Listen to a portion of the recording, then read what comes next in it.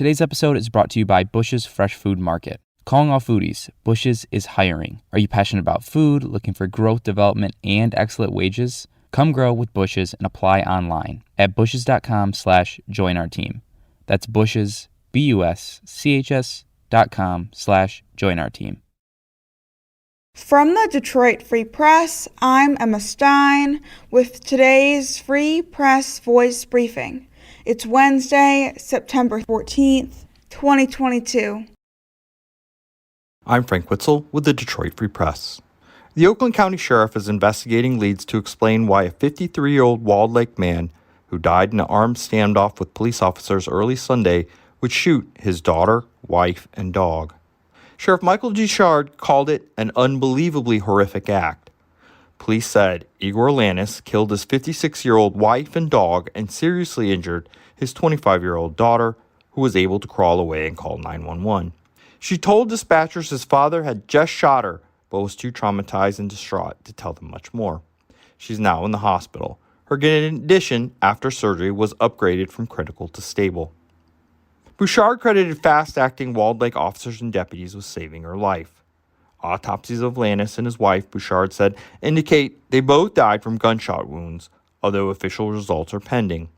The sheriff added that officials are now checking cell phones and other electronic devices belonging to Lannis to see if they hold any clues to a motive for the shootings. A second daughter, who was not at the house, posted on social media that her father snapped and killed my family this morning, blaming the internet and conspiracy theories, including one known as QAnon. Growing up, my parents were extremely loving and happy people, she wrote. But after former President Donald Trump lost the election, her dad started going down that Q rabbit hole. This is Phoebe Wall-Howard, an automotive reporter at the Detroit Free Press.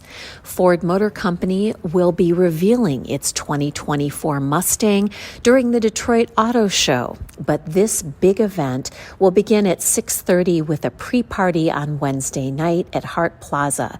The reveal is at 8 p.m., and there's an after-party from 8:30 to 10 p.m. But before all that action, more than 1,000 Ford Mustangs will be driving from all over America, California, Oregon, Florida, Texas, parts of Michigan, New York, and Connecticut to come in and celebrate this event, the 7th generation Mustang. Go to freep.com to watch the live event on Wednesday night or read more about what's happening. This is Jennifer Brookland with the Detroit Free Press. International human rights advocates released a scorecard Tuesday that ranks states by how well they protect the rights of children. You may be surprised to know that Michigan got an F. Our state ranked in the bottom 10 for its ongoing allowance of child marriage, our unwillingness to outlaw corporal punishment in private schools and homes, and for the way we prosecute minors in our juvenile justice system. Michigan is in good company at the bottom. No state received an A or B, and only 4 states got a C.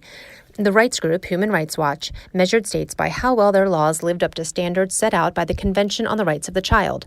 The U.S. was instrumental in developing that treaty, but never ratified it, so individual states continue to uphold their own laws about how young children can be when they marry, work in agriculture, and enter the justice system. For Michigan to do a better job of protecting children's rights, advocates say we'd need to raise the minimum age for marriage to 18. They also say we'd need to raise the age at which children can work on farms from 13 to 15 and stop letting kids under the age of 18 do work considered hazardous. And although Michigan has made steps to reform its juvenile justice system, experts say we still prosecute kids too young and even allow them to be tried as adults and sentenced to life without parole. I'm Kirkland Crawford with the Free Press Sports Department and some tough luck news for Michigan State Spartans basketball team.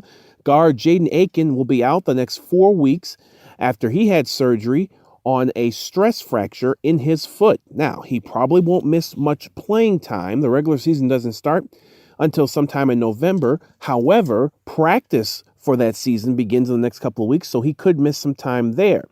Akins is expected to take a big step forward for Tom Izzo's crew. He shot about 40% from the three-point line last season, but only averaged about 3.5 points per game. He's expected to be this season's starting shooting guard. We'll see just how much of a role he takes when the Spartans open the season on November 11th out in San Diego on an aircraft carrier against Gonzaga. For more stories from the Detroit Free Press, be sure to check out freep.com. That's FREEP.com. I'll see you tomorrow.